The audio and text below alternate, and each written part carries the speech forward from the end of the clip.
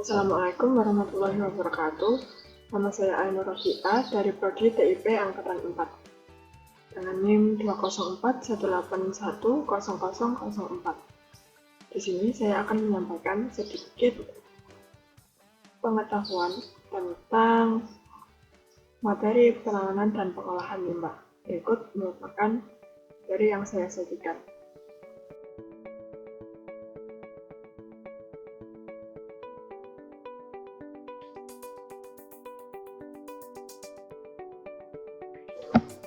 Mengapa saya memilih jerami padi sebagai bahan untuk presentasi saya kali ini? Karena produktivitas dari jerami padi sendiri sangat tinggi, yaitu luas panennya pada tahun 2019 ini mencapai 10,68 juta hektar menurut data dari BPS tahun 2020. Namun, banyaknya hama yang menyerang tanaman padi membuat hasil dari panen padi kurang maksimal. Hal tersebut mengakibatkan penurunan hasil panen padi pada tahun 2019, yaitu sebanyak 4,60 juta ton, yaitu sekitar 7,76% menurut data BPS tahun 2020. Nah, dengan hasil panen padi yang berkurang, maka penghasilan para petani juga berkurang. Hal ini mengakibatkan hasil penjualan dari panen padi tidak dapat menutupi modal yang dikeluarkan oleh para petani. Selanjutnya, mari mengenal karakteristik limbah jerami padi.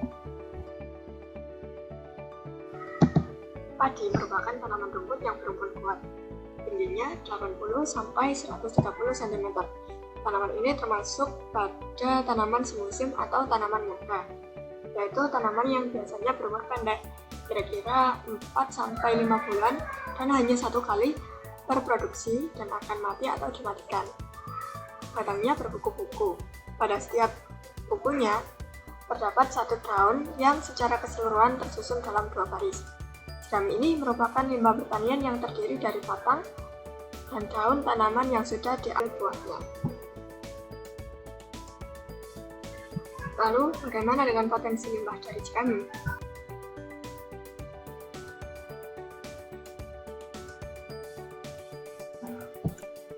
Menurut data dari BPS tahun 2020, luas panen padi pada tahun 2019 adalah 10,68 juta hektar, sedangkan pada tahun 2018 adalah 11,38 juta hektar.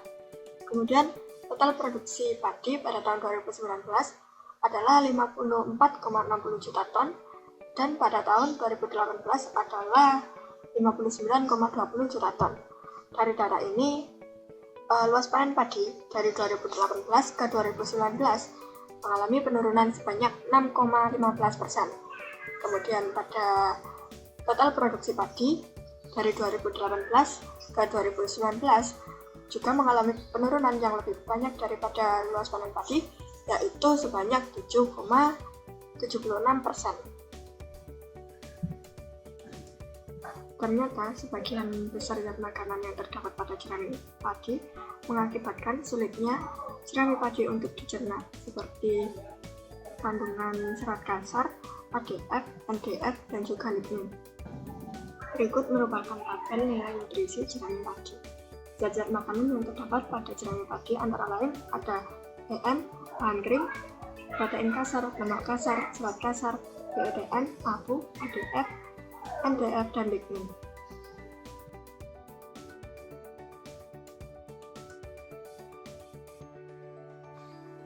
Banyaknya limbah jerami yang dihasilkan mengakibatkan polusi atau pencemaran lingkungan. Untuk mengatasi hal tersebut, perlu dilakukan upaya pengolahan pada limbah jerami.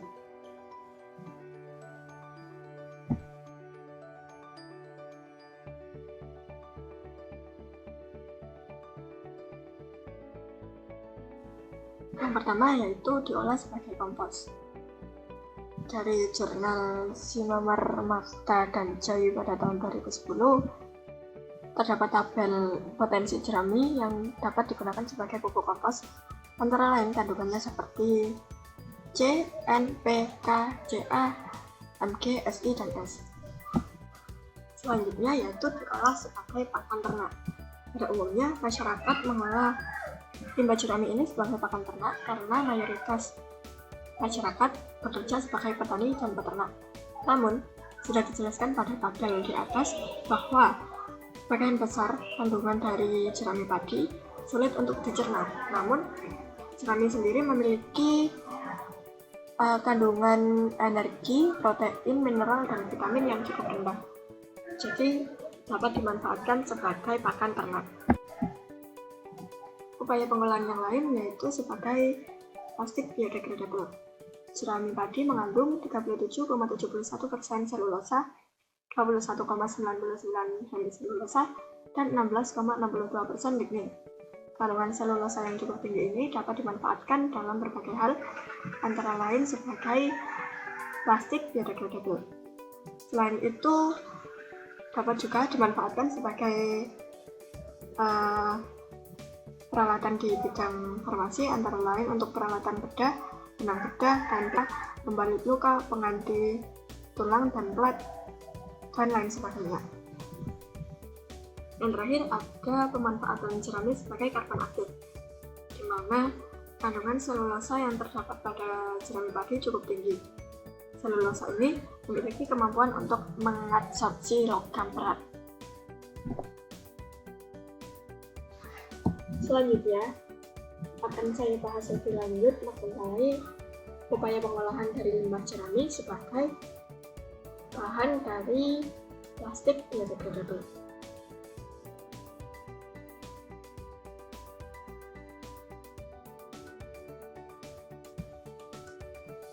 Pengolahan limbah jerami tentunya akan berdampak pada lingkungan, ekonomi, dan sosial. Apa saja dampaknya? Yang pertama yaitu dampak terhadap lingkungan. Pengolahan jerami padi sebagai plastik biodegradable ini akan mengurangi populasi atau penumpukan limbah berbahaya di lingkungan, di mana penumpukan limbah tersebut akan menimbulkan bau yang tidak sedap. Selain itu, pengolahan jerami padi sebagai plastik biodegradable dapat mengurangi biaya pengolahan limbah pada perusahaan yang menggunakan plastik sebagai kemasan. Yang ketiga, ada dampak sosial, yaitu meningkatkan pengetahuan masyarakat, khususnya para petani, tentang potensi limbah yang dihasilkan pada pertanian. Kemudian, dapat memudahkan masyarakat mengetahui target pemasaran limbah yang dihasilkan untuk menambah nilai ekonomi dari hasil pertanian mereka. Teknologi yang digunakan pada pembuatan plastik biodegradable dari jerami padi, menurut penelitian dari Lembaga Pratiwi pada tahun 2016, antara lain yaitu yang pertama ada ayakan mesh nomor 50, kemudian ada oven, scanning electron microscope, spektrofotometer inframerah, timbangan analisis digital, UTM, stirrer, kemudian pemanas air yang dilengkapi dengan stirrer. Selanjutnya yaitu plat kaca dan alat-alat gelas yang bisa digunakan di laboratorium kimia analitik.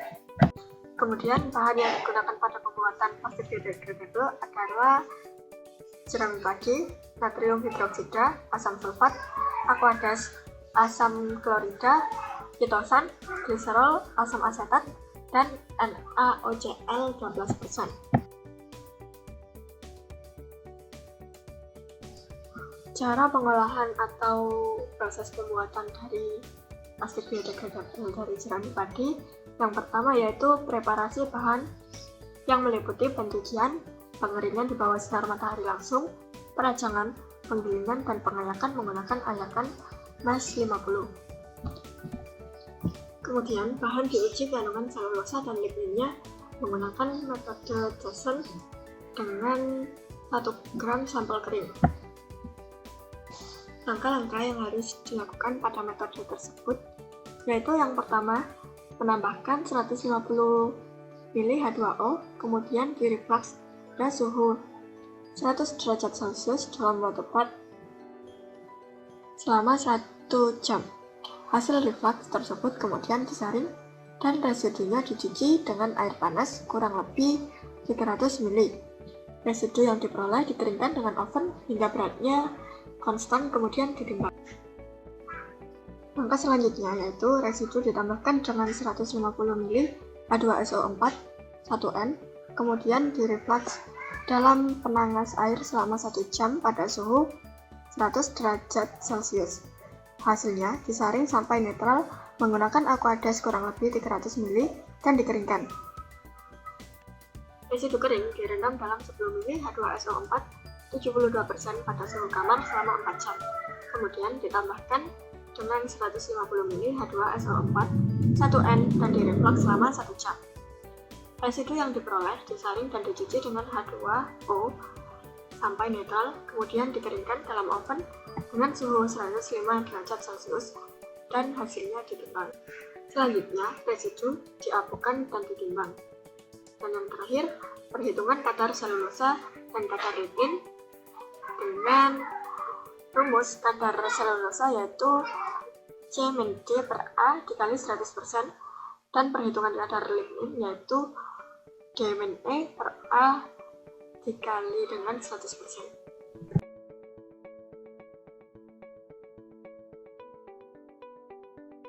Selanjutnya yaitu langkah pembuatan pot pada jerami padi menggunakan metode yang mengacu pada metode yang digunakan oleh MZ Nurasikin dan MZ Ibrahim dengan modifikasi. Yang pertama yaitu pembuatan pulp dilakukan dengan merendam tiap 10 gram jerami dengan 200 ml NaOH 4% sambil dipanaskan selama 1 jam. Kemudian disaring, dinetralkan dan dikeringkan. Setiap 2 gram dari hasil tersebut ditambahkan 36 ml HCl 0,2 m sambil dipanaskan selama 2 jam. Proses selanjutnya yaitu proses pembuatan bioplastik dilakukan dengan metode inversi fasa. Langkah pertama yaitu orientasi dilakukan terlebih dahulu terhadap jumlah pulp yang akan dicampurkan dengan 3 ml gliserol. Langkah kedua, hasil orientasi dicampurkan dengan gitosan yang dilarutkan dalam asam asetat 1%. Langkah ketiga, larutan dicetak di atas plat kaca dan dikeringkan pada oven dengan suhu 50 derajat Celcius. Yang terakhir, setelah kering, untuk pelepasan bioplastik dari plat tersebut direndam dalam NaOH 2%, kemudian dikeringkan dengan udara bebas.